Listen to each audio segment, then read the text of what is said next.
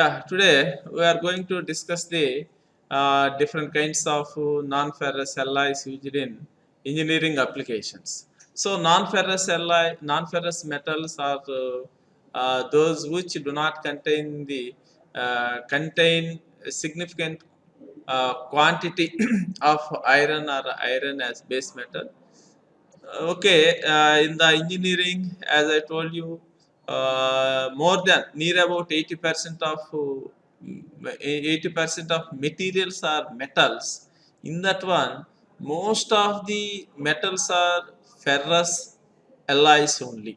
So there is a difficulty with ferrous alloys that easily they expose it to the atmosphere or salt water and their life will be reduced. Such cases, when their life is getting reduced, we need to substitute the metals which are not exposed to the atmosphere. So, like that, which are having high corrosion resistance. So, that kind of applications, if you see the aluminium, copper, these kind of things are the silver, magnesium. These metals are having good corrosion resistance and they have good electric and thermal conductivity and they are in attractive color. Their ductility is less, their melting point is less, easy to casting also. So, but the difficulty with this copper, aluminum, silver, and these alloys, their strength is less when compared with the ferrous alloys. So, to substitute these ferrous alloys, we have the non-ferrous alloys nowadays that they are titanium and inconel alloys. So, in place of these things, especially in marine and other chemical industries, especially marine, space, and chemical industries, these kind of alloys, these non-ferrous alloys, we can say titanium and inconel, they are this. We are saying them as super alloys. They are used widely. They have less weight, high melting point, high mechanical properties than the iron, that is ferrous alloys. Okay, we see the different types of non-ferrous alloys in our syllabus. We have the aluminum alloys, copper alloys, and titanium alloys. In details, we see. Okay, these non-ferrous alloy metals possess low strength to high temperature, generally suffer from hot shortness and have more shrinkage than the ferrous metals. They are utilized in industry due to these following advantages. As I said before, these non-ferrous alloys are having good corrosion resistance. They are easy to fabricate, means easily we can manufacturing them as they have good ductility and low melting point and easy to machine. Their softness good. That is why components with aluminum can be made easily through machining, casting, welding, forging and rolling process. In addition to this one, they have good thermal and electrical conductivity. They appear in attractive color. If you see aluminum in the white color, copper in that, we are saying copper color also like that. So they appear in good color and with low density. So where we have different types of non-ferrous alloys, generally we use in industry application: copper, aluminum, tin, lead.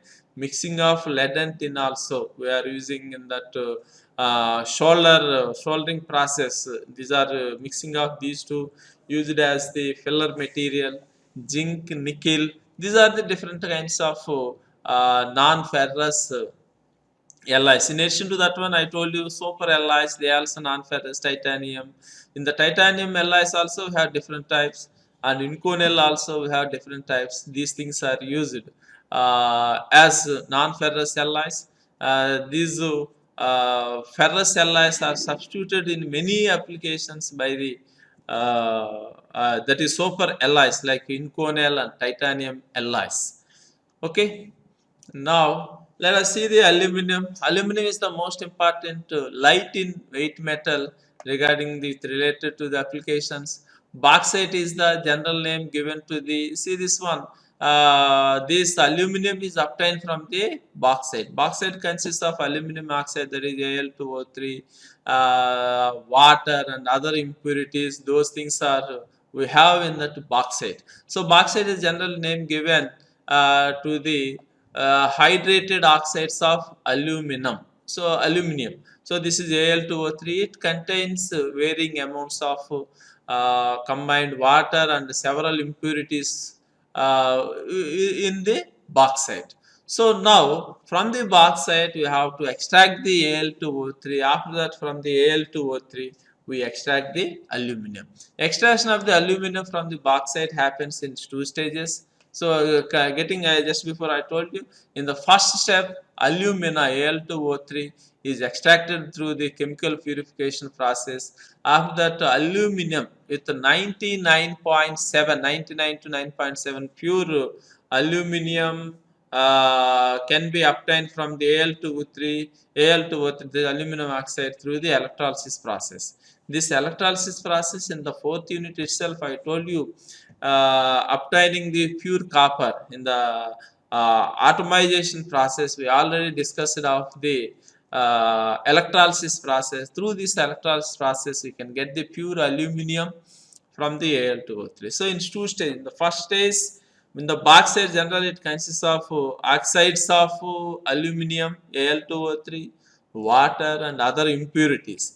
In the chemical purification process, these impurities, water, all those things are removed. You will get the pure Al2O3, aluminum oxide.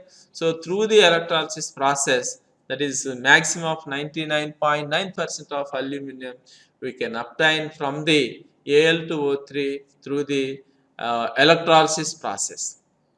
See, the pure aluminum, that is purity of aluminum, high purity aluminum has the best electrical conductivity after the gold.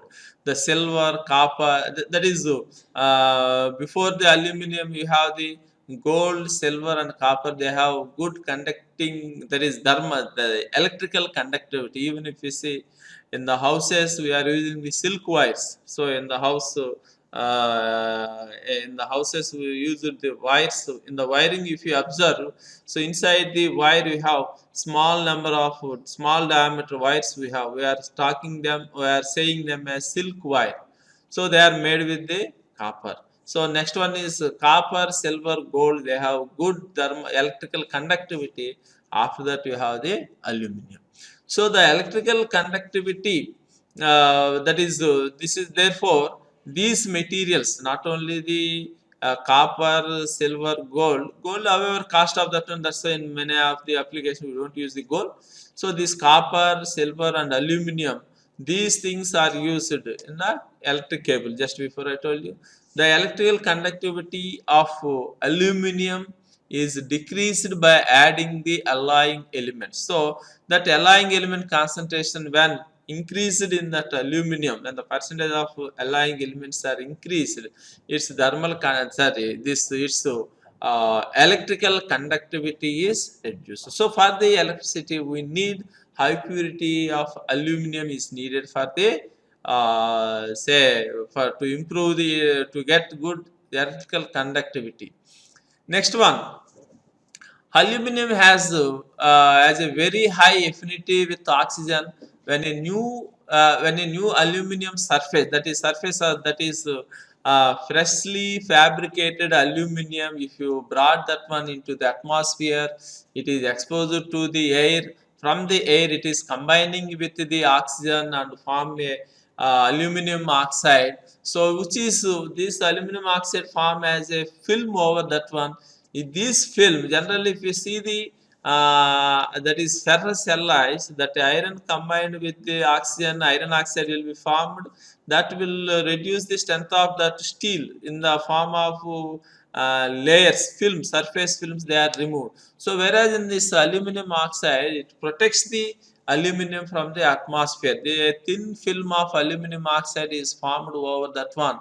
so which protects the aluminum from the atmosphere. Not only in the atmosphere, even if you see in the aluminum used in the non stagnant water, a thicker film. So where is the aluminum oxide thin film, a thicker film is formed on the surface of the aluminum.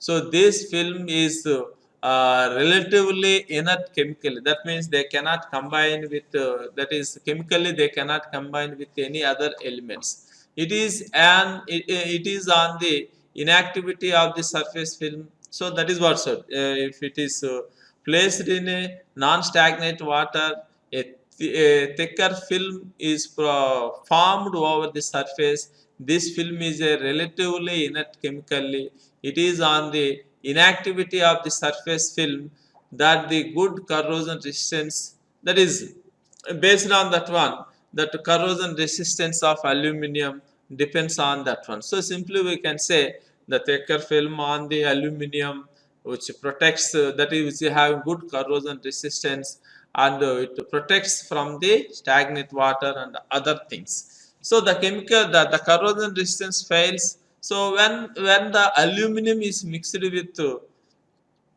copper and iron, this kind of corrosion resistance will be reduced. So especially when it is combining with iron. So this aluminum has a FCC face centered cube crystal structure. Therefore its plastic, therefore its ductility is excellent. What do you mean by the ductility? That is soft material, easily we can change its shape by applying the mechanical pressure. So its elongation is twice of the steel. Soft steels means low carbon steels. The melting point of this aluminum alloy is 660, not 6600. This is degree. So melting point of this aluminum is 660 degrees of Celsius, which is beneficial, and at the, that is at the casting technology. So easily, as the melting point of this one is less, so components with aluminum can be made easily because of its melting point is less. We can easily melt it, that one. And easily we can make the components. Its heat conductivity is high. Just before I told you thermal and electrical conductivity of these, not only this aluminum, copper and other non-ferrous alloys, also metals is also more. At the same time its strength is low. Its yield strength, tensile strength and hardness are less than the one fourth of the soft steels. Obviously because this is having softness, that's why its strength, yield strength, tensile strength, hardness are less than the soft steels.